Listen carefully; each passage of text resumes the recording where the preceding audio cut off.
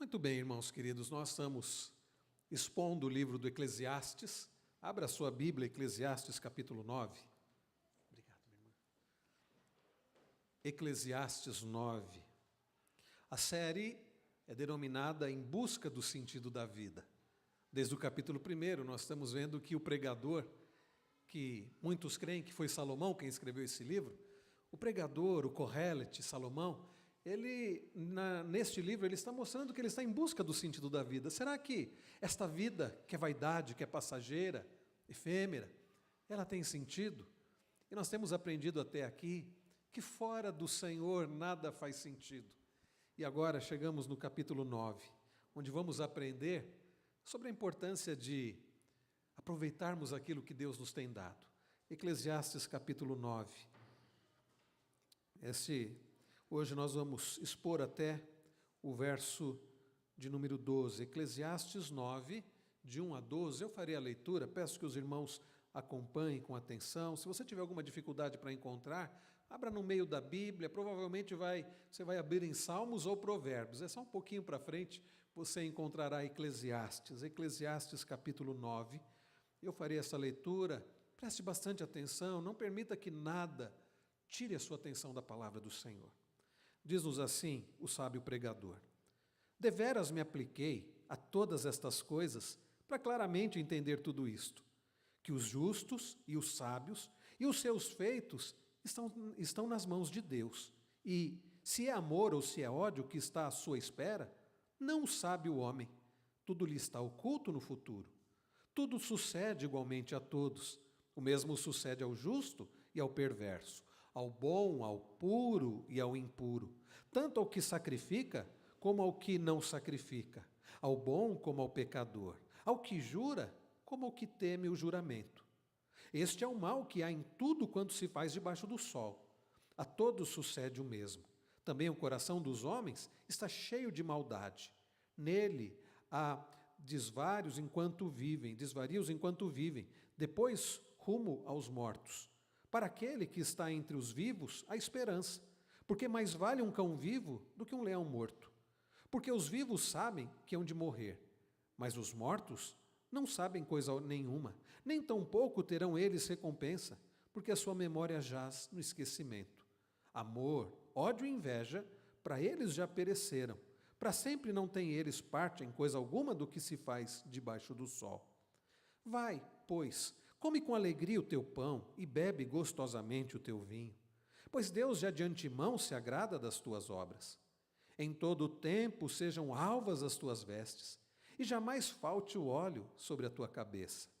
Goza a vida com a mulher que amas, todos os dias de tua vida fugaz, os quais Deus te deu debaixo do sol.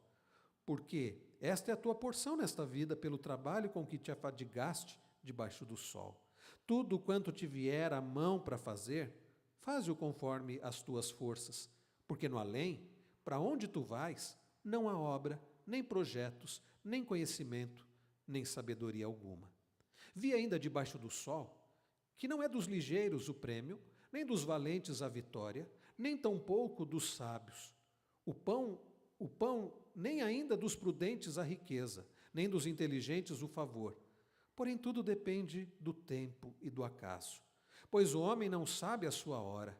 Como os peixes que se apanham com a rede traiçoeira e como os passarinhos que se prendem com o laço, assim se enredam também os filhos dos homens no tempo da calamidade, quando cai de repente sobre eles. Como já foi orado, que o Senhor aplique aos nossos corações a sua bendita e preciosa palavra. Irmãos queridos, eu não sei se os irmãos já pararam para refletir o fato de que tudo parece passar tão rápido. Eu não sei se os irmãos já perceberam que nós estamos no finalzinho do mês de maio e que nesta semana se inicia o mês de junho. Já pararam para pensar que o meio do ano está aí? Estamos chegando já no meio do ano. Parece que foi há poucos dias que celebramos o Natal, celebramos o Ano Novo, e já está chegando, já está às portas aí o meio do ano, e nós costumamos dizer como passa rápido, como tudo passa rápido. A minha pergunta para você é, ao longo desse meio ano que praticamente já tivemos, você tem aproveitado a vida? O que você aproveitou ao longo desses quase 6 meses que já passamos neste ano? O que você aproveitou nesses 6 meses? Veja, não estou perguntando o quanto você fez, quanto trabalho você realizou, não estou perguntando como você tem simplesmente até usado o seu tempo. A minha pergunta é, o quanto desse tempo que você usou até aqui, nesses quase 6 meses do ano, você aproveitou? Você desfrutou daquilo que Deus te deu, daquilo que Deus tem te dado? Meus queridos, é verdade que passamos situações difíceis, estamos vivendo, inclusive, dias difíceis, esses dias que estamos vivendo, com essa greve dos caminhoneiros e com a falta não somente de combustível, mas que tem acarretado tantos outros problemas, é verdade. Mas quantas coisas boas Deus nos tem dado? Quantas coisas, meus irmãos, prazerosas, quantas coisas doces, deliciosas Deus nos tem dado? E quantas vezes fazemos as coisas por fazer? Quantas vezes, meus irmãos, o trabalho tem sido para nós apenas a realização de alguma coisa, para que eu possa ter o dinheiro, para que eu possa ter o pagamento no final do mês, ou seja lá quando for o dia, quando é a época que você recebe. Quantas vezes, meus irmãos, trabalhamos apenas por obrigação, por dinheiro? Muitos continuam também casados apenas por aparência, ou quem sabe apenas por comodismo. Quantas vezes comemos para trabalhar e trabalhamos para comer? Quantas vezes engolimos o alimento e nem tampouco saboreamos aquilo que comemos, porque estamos apressados, porque precisamos comer para fazer outras coisas, e essas outras coisas fazemos por causa de outras coisas, e assim vai, e a vida vai passando. E quantos chegam ao final da vida e ao olhar para trás dizem assim, puxa vida, eu fiz tanto e não aproveitei nada. Quantos, meus irmãos, eu tenho ouvido falar que agora avós estão aproveitando os netos porque não puderam aproveitar os filhos. Quantas vezes nossos filhos crescem e nós estamos mais preocupados em falar tantas coisas para eles e não desfrutamos deles. E depois vamos olhar as fotos e dizemos que saudade quando eram bebês, que saudade quando eram novos, que saudade na época da adolescência, da juventude foi. Quantas vezes, meus irmãos, não aproveitamos dos pais? Hoje pela manhã eu falava lá na congregação da segunda igreja, lá na Almerinda, sobre família, e dizia, que saudade do meu pai, que saudade de chegar e dar um beijo nele. Nosso irmão Zé Sena falava sobre essa prática, daqueles que chegavam, daqueles que beijam os pais, dos pais que beijam os filhos. Que saudade eu tenho. Quanto tempo eu passei com meu pai ao longo da minha vida, e quem sabe pouco desfrutei da companhia dele. Meus irmãos, fato é que nas coisas boas que Deus nos tem dado, por vezes, elas passam por nós. Estamos tão preocupados com tantas coisas e essas coisas vão passando. Ficamos tão focados nos problemas que perdemos a oportunidade que temos de, nesses anos de vida, quem sabe uma vida aqui tão passageira, curta, desfrutarmos das coisas boas que Deus nos dá. Tem sido assim com você?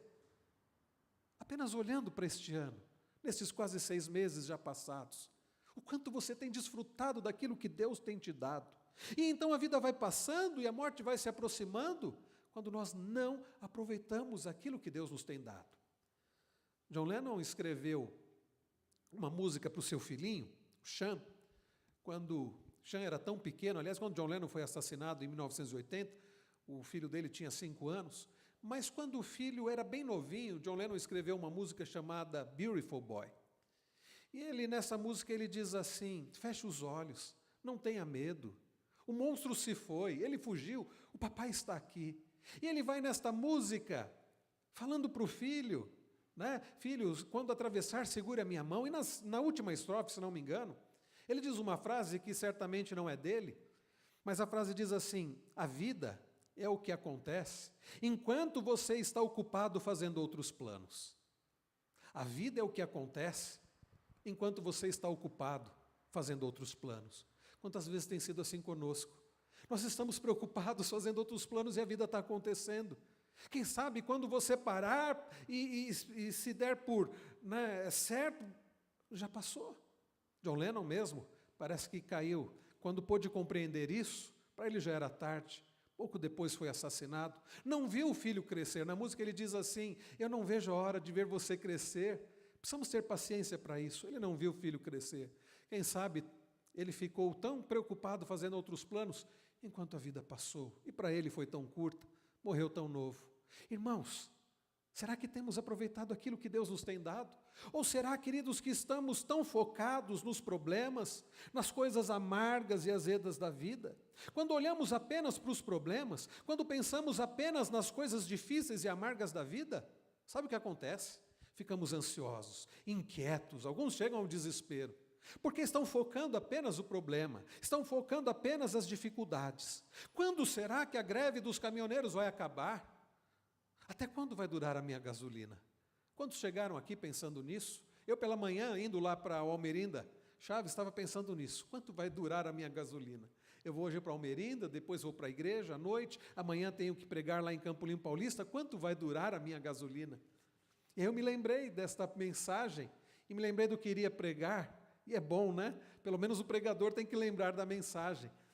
E lembrei que o sábio aqui diz que a nossa vida está nas mãos do Senhor, então eu disse, Senhor, que esta gasolina que está nesse tanque, que eu não sei quanto vai durar, mas que seja usada para a Tua glória, que seja usada para a Tua glória, assim como a nossa vida, que nós não sabemos quanto vai durar, mas que deve ser usada para a glória do Senhor, o tempo que for. Então aqui, meus irmãos, quando ficamos preocupados, alguns estão preocupados sim com a economia, e não seria diferente por causa do que temos vivido, e são preocupações justas e são problemas reais. Quantos queridos estão preocupados, será que eu serei demitido?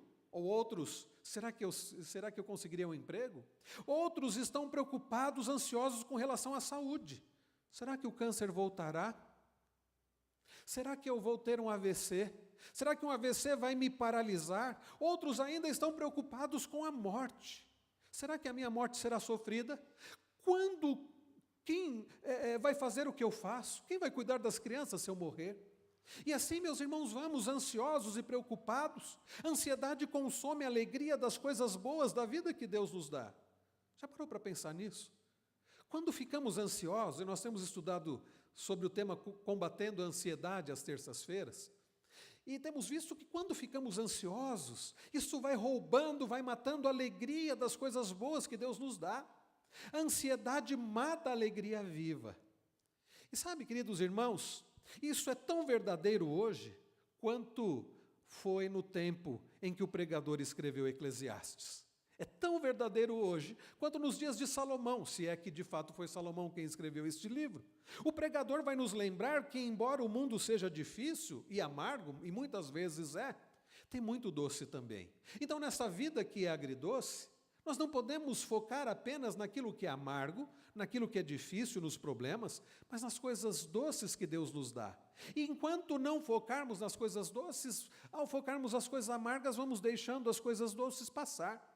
Então hoje o pregador, Salomão, vai nos lembrar que à luz da morte que se aproxima e também da imprevisibilidade da vida, nós devemos viver fazendo o melhor com o tempo que nos é dado. Diante da morte que se aproxima, não sabemos quando ela chegará para nós, diante dos imprevistos que nos acontecem, quem imaginaria o que aconteceria essa semana? Quem imaginaria que todos os problemas que estamos passando? Então, diante dos imprevistos da vida, nós precisamos aproveitar aquilo que Deus nos tem dado neste tempo de vida que Deus também nos tem dado. Em resumo, irmãos, a mensagem de hoje é: tendo em vista a certeza da morte e a imprevisibilidade da vida, desfrute ao máximo daquilo que Deus tem te dado. Diante da certeza da morte e da imprevisibilidade da vida, desfrute ao máximo do que Deus tem dado. O primeiro ponto aqui, meus irmãos, é que, ao olharmos para os versos de 1 a 6, nós vemos o pregador chegando à conclusão que o final dessa vida confusa é a morte para todos. Ao lermos os versos de 1 a 6, vemos que o pregador chega à conclusão que todos morremos e os mortos não têm nada. Para entendermos bem esse início do capítulo, vamos ler um pouquinho antes, a partir do verso 16 do capítulo 8, o finalzinho do capítulo 8. Ele diz assim: aplicando-me a conhecer a sabedoria e a ver o trabalho que há sobre a terra, pois nem de dia nem de noite vê o homem sono nos seus olhos, então contemplei toda a obra de Deus, E vi que o homem não pode compreender a obra que se faz debaixo do sol. Por mais que trabalhe o homem para descobrir, não a entenderá. E ainda que diga o sábio que a virá a conhecer, nem por isso a poderá achar. Deveras me apliquei a todas estas coisas, para claramente entender tudo isto, que os justos e os sábios e os seus feitos estão nas mãos de Deus. E, se é amor ou se é ódio que está à sua espera, não sabe o homem. Tudo lhe está oculto no futuro. É interessante, meus irmãos, notar, e nós já vimos isso, nos capítulos 7 e 8, o pregador lidou com a questão do por que coisas ruins acontecem a pessoas boas e por que coisas boas acontecem a pessoas ruins, pessoas más. Por que coisas ruins acontecem a pessoas boas e por que coisas boas acontecem a pessoas más? Isso nós vimos nos capítulos 7 e 8. Como é que um Deus justo pode permitir que isso aconteça? Então ele termina o capítulo 8, como nós acabamos de ler, nos versos 16 e 17. E ele começa o capítulo 9, com o versículo 1, dizendo: deveras apliquei todas essas coisas, para claramente entender tudo isso, que os justos e os sábios e os seus feitos estão nas mãos de Deus. E se é amor ou se é ódio que está à sua espera, não o sabe o homem. O homem não sabe. Então, irmãos queridos, o pregador se esforça para entender as coisas, o mundo. Nós vemos no versículo de número 16, aplicando-me a conhecer a sabedoria. Ele se esforçou, ele se aplicou. Não foi apenas um mero esforço, foi profunda dedicação. Ele gastou muito tempo da sua vida, ele gastou muita energia para tentar entender as coisas dessa vida, para tentar entender esta vida. Vejam como ele começa o capítulo 9. Deveras me apliquei a todas estas coisas. Ele se aplicou profundamente. E qual é a conclusão? É muito difícil de entender. É muito difícil de entender a vida. Ele diz, tudo lhe está oculto no futuro. Ele termina o verso 1 dizendo isso. Então, a vida não é fácil de compreender. A vida não é fácil de compreender. Você tem tentado compreender a vida? Parece que quanto mais, irmãos, nós tentamos entender a vida, mais confusa ela fica. Mas então uma coisa ele entende, e é uma verdade maravilhosa que nós não podemos perder de vista. Veja o que ele diz no verso de número 1, na parte B do versículo 1, ele diz: os seus feitos estão nas mãos de Deus. Justos e os sábios, e os seus feitos estão nas mãos de Deus. Precisamos reconhecer, na verdade, tudo está nas mãos de Deus. Como nós cantamos ainda há pouco, não há Deus maior, não há Deus melhor, não há Deus tão grande como o nosso Deus. Ele fez os céus, Ele fez a terra, tudo Ele fez, tudo criou para o seu louvor. Ele é o Deus grandioso, soberano. Nada acontece fora da sua vontade. O homem não pode agir fora da vontade de Deus, nada pode contrariar a sua vontade soberana. E se todas as coisas estão nas mãos de Deus, a nossa vida está nas mãos de Deus. Que verdade maravilhosa, que deve trazer então, queridos pais, ao nosso coração, nesses dias que estamos vivendo, uma crise tão grande em nosso país, precisamos lembrar que a nossa vida está nas mãos do Senhor. Como eu disse, eu não sei quanto tempo eu terei de gasolina no meu carro, quanto eu vou conseguir fazer, mas uma coisa eu sei, a minha vida está nas mãos do Senhor, a minha família está nas mãos do Senhor, este país também está nas mãos do Senhor. Esta situação que está acontecendo não fugiu ao controle do Senhor. Pode ter fugido ao controle do governo. Pode, certamente fugiu. Pode ter fugido ao controle de tanta gente, mas não fugiu ao controle do Senhor. Não sei por que Deus está permitindo isso, mas Ele sabe. E a minha vida continua nas mãos do Senhor. Esta é uma verdade maravilhosa. Mas o pregador continua, meus irmãos, e ele diz que ninguém sabe o que os aguarda. No final do versículo 1 ele diz isso, né? Se é amor ou se é ódio que está à sua espera, não o sabe o homem. Se é o amor de Deus que ele vai receber, ou se é a ira de Deus que ele vai receber, o homem não sabe. Graças a Deus nós sabemos. Nós pertencemos ao Senhor e por causa da sua graça e misericórdia, nós recebemos o amor e a misericórdia do Senhor. Mas então, ele termina o verso de número 1 dizendo, tudo lhe está oculto no futuro. Tudo está oculto do ser humano no futuro, e às vezes o ser humano quer saber o futuro. Quando nós estávamos hoje pela manhã indo lá para o Almerinda Chaves, no carro, Ana Luísa começou falando de uma brincadeira de olhar a mão e dizer coisas. É brincadeira que as crianças aprendem, né, com os coleguinhas na escola. E então a Cristiane, eu ouvindo a conversa, a Cristiane dizendo, olha filha, pode parecer uma brincadeira inocente, mas isso tem um princípio muito ruim. E a Cris começou a falar, existem pessoas, inclusive, que dizem ler as mãos. E então nós começamos a ensiná-la que esse desejo por querer adivinhar o futuro não é agradável ao Senhor. Aliás, a Bíblia condena aqueles que usam de adivinhação, que procuram pessoas que são adivinhadoras, que preveem o futuro, que leem a mão. Sabe por quê, meus irmãos? Porque nós precisamos aprender a confiar naquele cujas nossas vidas estão nas mãos, em Deus. Então eu comecei a dizer, filha, sabe por que nós não devemos ficar em busca disso, de ler a mão e saber qual é o futuro? Porque a nossa vida está nas mãos do Senhor. E eu comecei então a adiantar o sermão da noite para ela durante a nossa ida até o Almerinda, dizendo, filha, a nossa vida está nas mãos do Senhor. E por isso nós podemos ficar tranquilos, por isso nós podemos ter paz, não sabemos o que nos acontecerá, mas sabemos quem está no controle, que é o Senhor. Então, meus irmãos, tudo lhe está oculto no futuro. O pregador volta ao tema da morte, tema que ele já havia tratado, e a partir do verso 2 ele volta a esse tema da morte. Ele explica, por uma série de contrastes, por que nossas experiências na vida não fazem sentido. Vejam como ele inicia o verso 2. Tudo sucede igualmente a todos. Tudo sucede igualmente a todos. O que é esse tudo sucede? Do que Salomão está falando? Do que o Kohelet, o pregador, está falando? Está falando da morte. Ele está voltando ao ponto que ele já havia tratado anteriormente. Todos vão morrer, e no capítulo 3 ele chega a dizer que, comparar o ser humano com os animais, dizendo que somos iguais nesse sentido, não que somos iguais em todos os sentidos, mas no sentido de que, assim como o animal morre, nós também morreremos. Claro, nós temos a alma, o espírito e a eternidade, os animais não. Mas a comparação que o pregador faz no capítulo 3, e ele volta aqui, não agora nos comparando com os animais, mas comparando todas as pessoas, pessoas boas, pessoas que fazem o bem, pessoas que praticam a maldade. Vejam como ele diz, a partir do verso de número 2, tudo sucede igualmente a todos. O mesmo sucede ao justo e ao perverso, ao bom, ao puro e ao impuro, tanto ao que sacrifica como ao que não sacrifica, ao bom como ao pecador, ao que jura como ao que teme o juramento.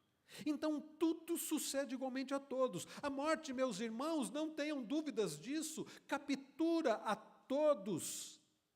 Todos morrem, todas as pessoas. Quem crê em Deus morre, o ateu também morre. Quem teme a Deus morre, quem zomba de Deus também morre.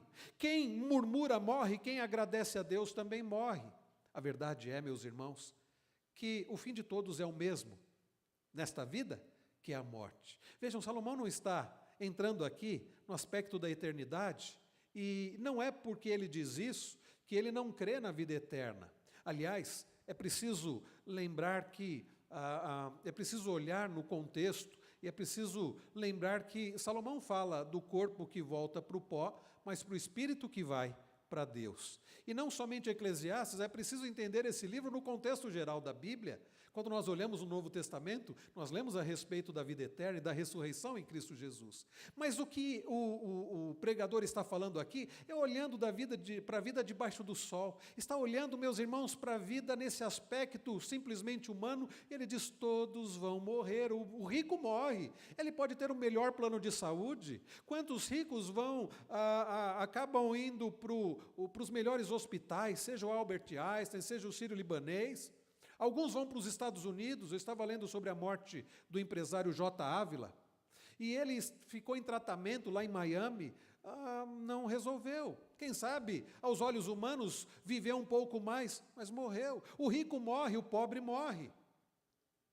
Então, meus irmãos, o que o pregador está dizendo é que todos morrem.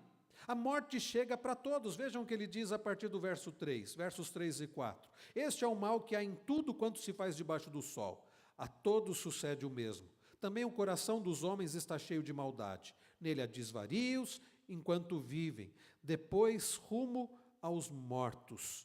Para aquele que está entre os vivos, há esperança, porque mais vale um cão vivo do que um leão morto. Então, meus irmãos, é interessante que ele fala que a morte chega para todos, e ele faz este comentário: mais vale um cão vivo do que um leão morto. Mas não pensem aqui em cão como um poodle, como o cachorrinho de estimação que você tem. Não pense na Frida, viu, Jairo e Jocelene? Não, não. Aqui a ideia de cão é um cão selvagem. É possível que na época em que o pregador escreveu, alguns comentaristas dizem que não havia essa prática de cachorro de estimação, de pet. Não havia. Então, os cães eram como animais selvagens que ficavam a comer carniça. Pense, por exemplo, numa hiena ou numa ratazana. A ideia é o seguinte: é melhor um leão, é melhor um cão, um animal selvagem, um animal que come carniça, um animal desprezado, um animal onde não há beleza, vivo, do que um leão. E a ideia de um leão é um animal que é tido, né, como o rei da selva, o rei dos animais, é símbolo até no brasão de muitos reinos. É um animal bonito. Ninguém vai ao zoológico em geral para ver hiena ou para ver um cão selvagem. A gente quer ver o leão, né, que é animal de porte, de força. Mas a ideia é essa: é melhor um cão, um animal selvagem, um animal que come carniça vivo, do que um leão com toda a imponência, beleza, morto. Ou seja, do que o pregador está dizendo? É melhor você viver do que você morrer.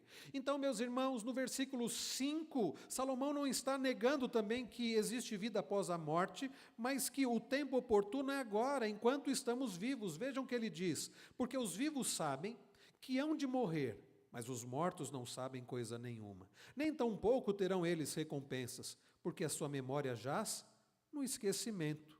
Então, meus irmãos, a ideia é que morreu quando temos a consciência para tomarmos as decisões que precisamos tomar. É aqui. A Bíblia diz: hoje é o dia aceitável. Hoje é o dia aceitável. É o dia para você considerar sobre a sua vida. Você é salvo? Você crê em Cristo Jesus como seu Senhor e Salvador? Quem sabe você não poderá considerar sobre isso amanhã. Como você tem vivido, como você tem tratado a sua família, como você tem servido ao Senhor. É momento de refletir hoje enquanto estamos vivos. Como eu disse, não que após a morte não haverá vida, nós cremos na vida eterna. Mas nós teremos as consequências daquilo que nós também refletimos e fizemos e decidimos aqui. Então, meus irmãos, o dia da consciência é hoje, para tomarmos as atitudes, para tomarmos uma postura diante de Deus, diante da vida, para servirmos a Deus e vivermos para a sua glória. No verso de número 6, ele diz: amor, ódio e inveja, para eles já pereceram. Para sempre não têm eles parte em coisa alguma do que se faz debaixo do sol. Então, o seu amor, o ódio, a inveja foram extintas. É provavelmente aqui, meus irmãos, a mais completa descrição bíblica que se faz de mortos. Percebe?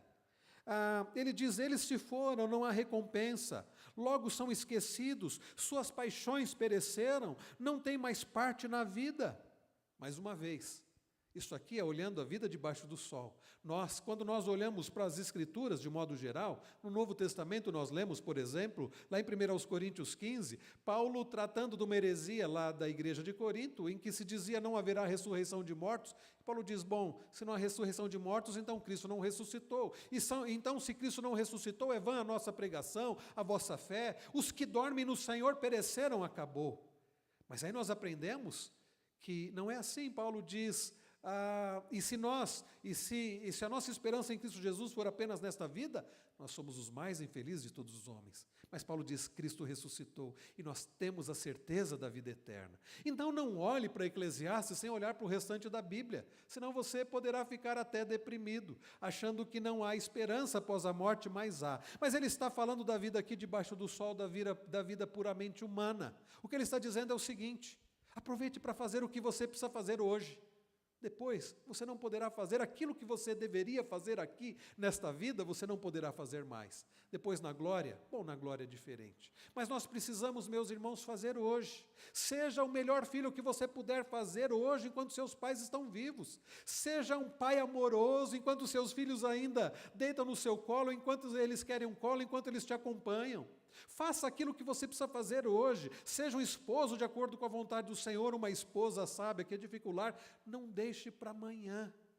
Depois morreu, depois morre, e alguns vão dizer, puxa, que pena, eu queria ter dito tanto, eu queria ter feito tanto, mas a pessoa morreu, não posso mais. Aproveite hoje, depois você não poderá fazer. Depois você não poderá fazer elogio. Há uma frase que diz, se você entende que uma pessoa merece um elogio, este é o momento de fazê-lo, pois ele não poderá ler a própria lápide depois de morto. Não adianta elogiar depois, a pessoa morta não vai ler o que você escreveu, as suas homenagens. Então, meus irmãos, a ideia aqui é faça o que você tiver que fazer hoje, enquanto você está vivo. Muito bem, meus irmãos, esta é a primeira parte, diante da realidade de que a morte vai chegar. Nós precisamos, então, meus irmãos, saber que a morte vai chegar, e a morte vai chegar para todos. A morte vai chegar para você, a morte vai chegar para mim. Se Jesus não voltar antes, nós vamos experimentar a morte. Daqui, meus irmãos, alguns anos, vou chutar até um pouco longe, 100 anos, quem de nós estará aqui? Nenhum de nós estará aqui daqui 100 anos. Alguns de nós, bem menos, alguns mais, mas ninguém estará aqui, meus irmãos, daqui 100 anos. Então nós precisamos fazer o que é preciso fazer hoje, enquanto estamos vivos, depois não poderemos fazer. Até aqui, meus irmãos, nós vemos que a morte chegará para todos. Mas há um segundo ponto, e eu quero pular para o versículo de número 11, para o ponto que está nos versos 11 e 12. O segundo ponto, meus irmãos, que nós podemos destacar aqui é o seguinte: a vida é imprevisível e a morte pode chegar inesperadamente. A vida é imprevisível e a morte pode chegar inesperadamente. Vamos ler, meus irmãos, eu lerei o versículo 11 e peço que os irmãos leiam o 12. Diz-nos assim: vi ainda debaixo do sol, que não é dos ligeiros o prêmio, nem dos valentes a vitória, nem tampouco dos sábios o pão, nem ainda dos prudentes a riqueza, nem dos inteligentes o favor. Porém, tudo depende do tempo e do acaso. Os irmãos podem ler.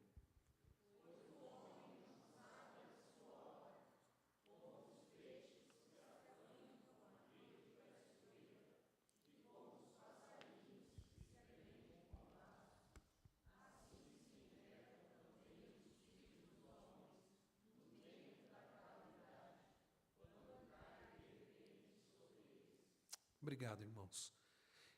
Quando o pregador chega nesse ponto, ele passa a considerar sobre o fato de que a nossa vida é tão imprevisível. Como eu disse, quem imaginava o que nós estaríamos passando essa semana? Pouco combustível, coisas começam a faltar. Quem imaginava isso? Nenhum de nós. Talvez os empresários do ramo do transporte. Alguns creem que isso estava sendo arquitetado. Não vamos entrar nesse mérito aqui, não é assunto nosso. Mas o fato é que coisas que nós não planejamos aconteceram. Quantos eram para estar aqui hoje, haviam planejado estar aqui hoje, não puderam, porque não tem condução, porque não tem gasolina, não tem ônibus. O pregador passa a tratar da imprevisibilidade da vida e da morte.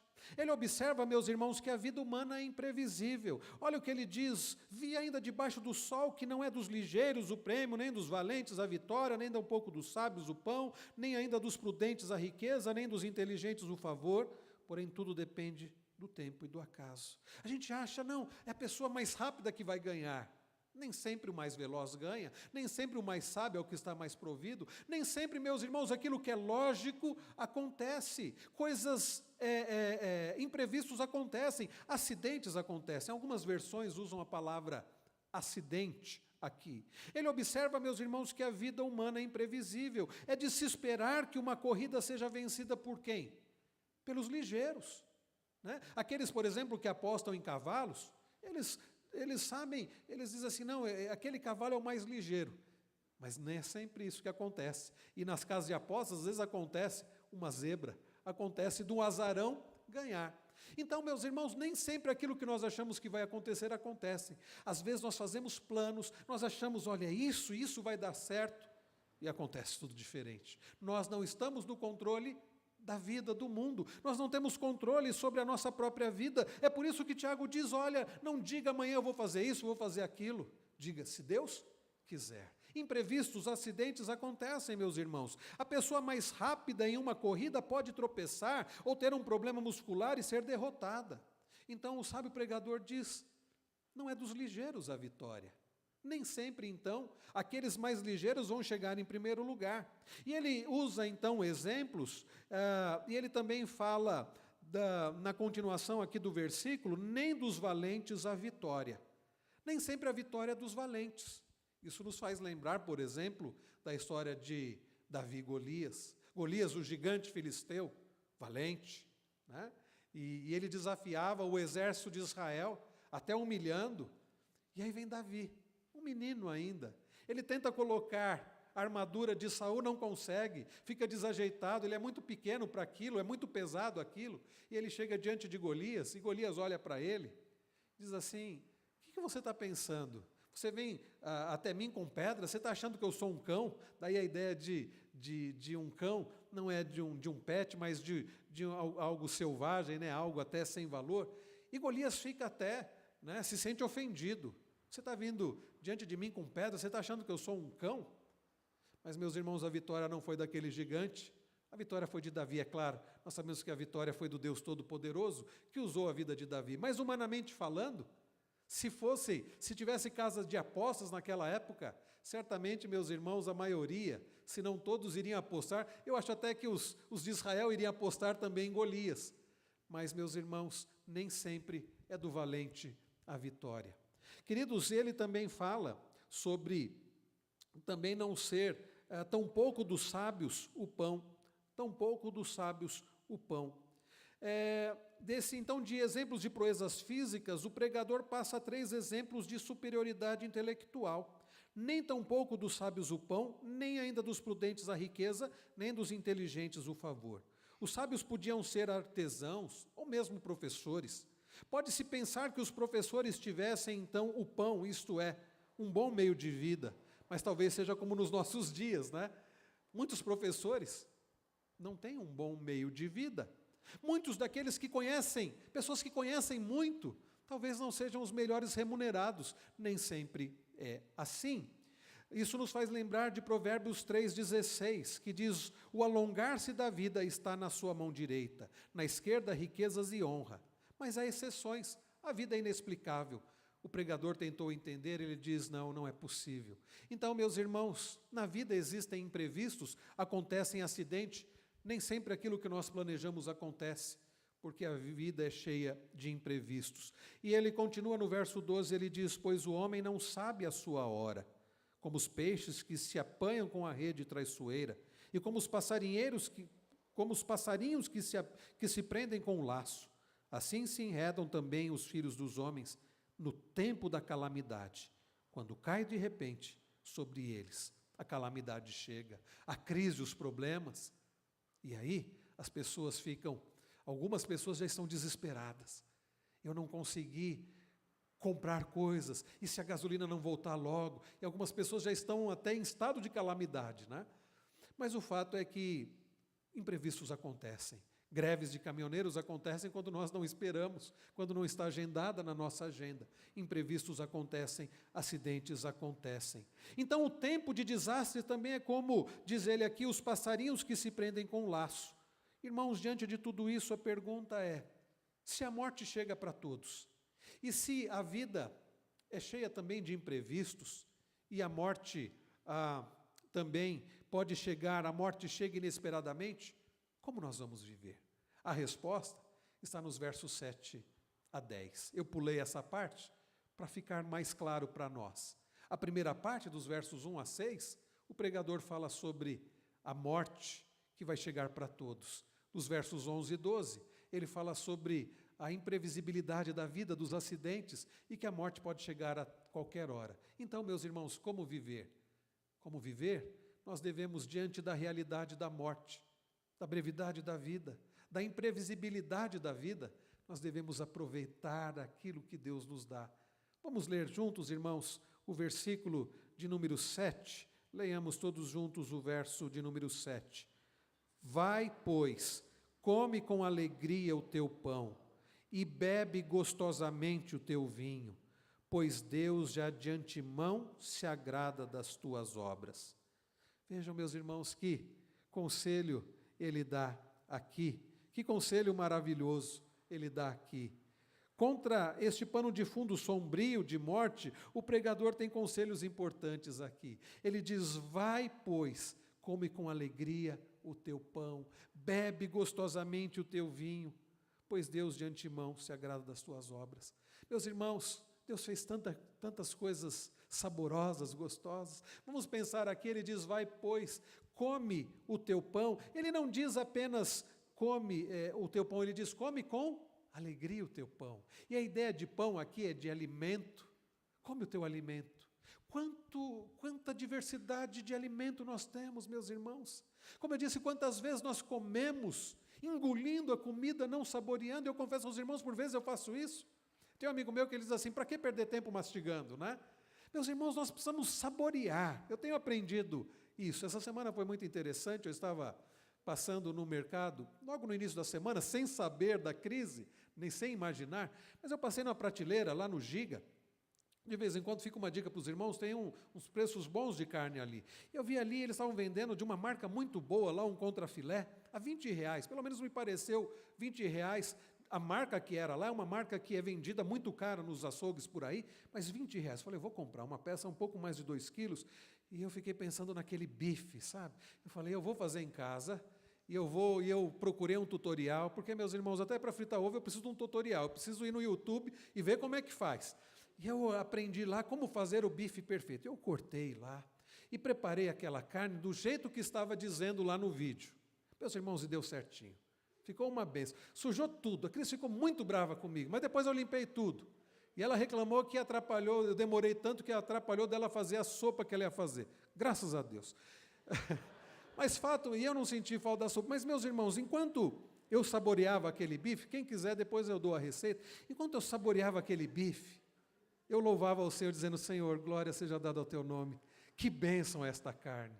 Os irmãos já fizeram isso? Às vezes nós temos que parar para saborear. Nem sempre vai ser um bife. Pode ser que alguns gostem de sopa, e no frio é tão bom, e você saborear aquela sopa louvando ao Senhor, bendizendo ao Senhor. Quanta comida gostosa! Há aqueles que gostam de massa, aqueles que gostam de uma macarronada, aqueles que gostam de uma lasanha, aqueles que gostam do arroz feijão com carne moída. Reverendo Canelhas dizia para nós no seminário: olha, comida que eu mais gosto é arroz feijão e uma carne moída. Se vocês quiserem me convidar, façam isso, eu vou gostar. E ele saboreia com muito prazer. E, meus irmãos, como é gostoso. Não é gostoso comer? Temos que tomar cuidado, né? Tudo em demasia é pecado.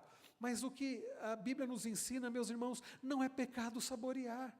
Vamos parar de comer de qualquer jeito. Comer apenas porque temos que comer, precisamos saborear aquilo que Deus nos tem dado. Quantas frutas, meus irmãos, deliciosas. Quanta sobremesa gostosa. Eu não vou ficar falando aqui, porque os irmãos vão ficar com fome, né? Já é aí mais de 8h30. E ele fala, então, vai, come alegremente o teu pão, saboreie aquilo que Deus tem dado. Esses dias, meus irmãos, eu comprei uma pizza, é coisa que a gente não faz sempre, é de vez em quando. E eu comprei uma, estava tão gostoso, e Senhor, eu graças te dou, porque eu posso comer essa pizza. Não sei se você tem feito isso, agradecido ao Senhor, dar graças ao Senhor, enquanto eu saboreava aquilo, dando graças ao Senhor. Então come alegremente o teu pão, desfrute daquilo que Deus tem te dado. Ele continua dizendo, além dele citar o alimento, ele cita a bebida também. Nós vemos aqui no verso 7, ele dizendo, além de comer com alegria o teu pão, ele diz, bebe gostosamente o teu vinho. Meus irmãos, quanta bebida boa que Deus nos permite. No Brasil nós temos tantas frutas, tanto suco gostoso. Você saborear aquele suco que você gosta, saborear com prazer aquilo e dar graças ao Senhor por isso. Aproveitar, né? Tem gente que gosta, por exemplo, eu gosto, por exemplo, no calor, de água de coco. Você saborear uma água de limonada, uma limonada gelada no calor, que bênção que é. Ou no frio, um chocolate quente. Aqueles que gostam muito de café, né? Fico imaginando, alguns irmãos aqui gostam muito de café, saboreando aquele café, ou chá para aqueles que gostam. Então, o que ele está dizendo aqui é saboreie, tome com prazer também. Ele diz aqui, de comer com alegria o pão, e ele diz também, bebe gostosamente o teu vinho. O vinho era bebida na época, né? A bebida mais comum na época. Então, bebe a bebida que você gosta, de fato, com gosto, com prazer. E já que ele cita vinho, lembrando, a Bíblia condena a embriaguez. Não condena você apreciar um cálice de vinho, mas condena você se embriagar. Como eu disse, tudo em excesso é pecado. E ele está falando não para você fazer tudo com exagero, não. Aprecie com moderação e aprecie, então, de fato. E ele continua, no versículo de número 7, ele diz, pois Deus já de antemão se agrada das tuas obras. Deus nos permite isso, meus irmãos. E no versículo de número 8, ele diz, em todo o tempo sejam alvas as tuas vestes, e jamais falte o óleo sobre a tua cabeça. O que significa isso? Eu fui pesquisar nos comentaristas, a ideia é que haviam roupas de festas naquela época, as roupas de festas eram brancas, eram alvas. Então era roupa de festa. E a roupa de luto é escura. A roupa, por exemplo, na época bíblica de arrependimento de pecados, eles se cobriam com panos de saco e de cinzas. Mas a veste alva é de festa. E o óleo aqui, simboliza a ideia de óleos aromáticos. Eu estava lendo na versão, há uma Bíblia chamada Nova Versão Transformadora, olha como traz, os versos 7 e 8. Viva alegre, versos 7 a 8, ele diz, portanto, coma sua comida com prazer, beba seu vinho com alegria, pois Deus se agrada disso, vista roupas elegantes e use perfume. Vista roupas elegantes, roupas de festa, de alegria, que demonstre alegria. O que ele está dizendo é viva de forma alegre e use perfume. Então, meus irmãos, tudo isso é para dizer, aproveite a vida. Aproveite, claro, não de qualquer jeito, mas para a glória do Senhor, aquilo que Deus tem dado. Ele continua dizendo, meus irmãos, dos prazeres que Deus nos dá, na continuação, no versículo de número 9, ele diz, goza a vida com a mulher que amas, todos os dias da tua vida fugaz. A Nova Versão Transformadora, ele diz, viva alegremente com a mulher que você ama, todos os dias dessa sua vida sem sentido. Aproveite, para aqueles que são casados, namore mesmo. Às vezes nós fazemos da nossa vida uma rotina, e como eu disse, alguns que ficam casados, parece que por aparências ou por porque é cômodo. Não faça isso não. Aproveita o seu casamento, é bênção do Senhor. Isso nós entramos mais em detalhes quando falamos para casais, e vamos para o livro de Cantares, não é o momento aqui. Mas, ou seja, meus irmãos, o que nós estamos aprendendo? Deus nos dá tantas coisas boas, coisas que podemos comer, beber, devemos viver, meus irmãos, de forma alegre, desfrutando das bênçãos do Senhor. Deus é tão generoso, Ele cria o homem, Ele põe o homem onde? Num jardim. Ele cria a mulher, viu Deus que o homem estava só, Ele faz uma auxiliadora que fosse idônea. Quando Adão acorda, daquela anestesia de Deus e vê a mulher, ele faz uma exclamação, esta afinal é osso dos meus ossos, carne da minha carne, chamar-se-á varoa, porquanto do varão foi tomada, foi formada. Então, meus irmãos, Deus diz para eles, olha, comam, desfrutem, menos da árvore do conhecimento do bem e do mal. Eu fico pensando, quantas árvores, quantos frutos deviam existir ali, como o homem podia desfrutar.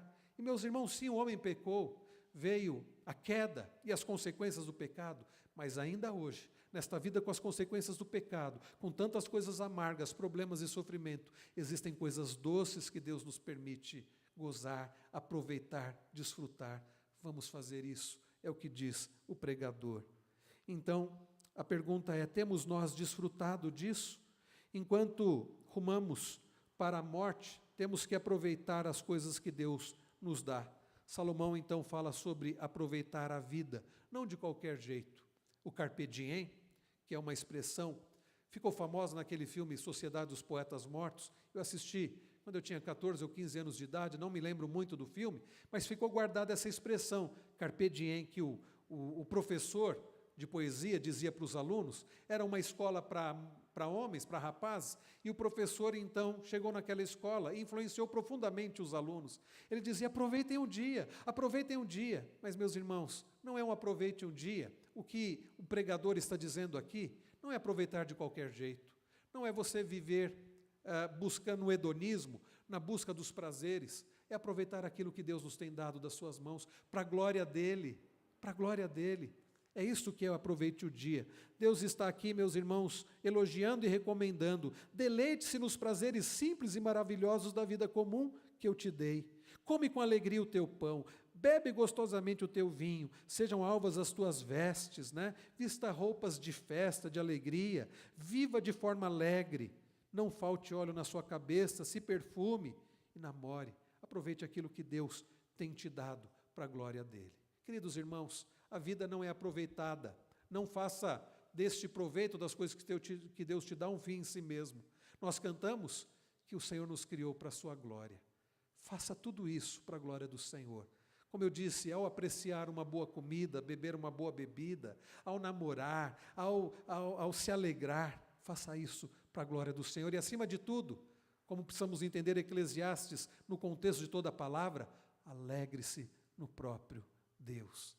O apóstolo Paulo, ao escrever Filipenses, ele diz: alegrai-vos sempre no Senhor. Outra vez digo, alegrai-vos. É possível que você passe tempo de escassez, quando não haja pão para você apreciar, comidas deliciosas para você apreciar.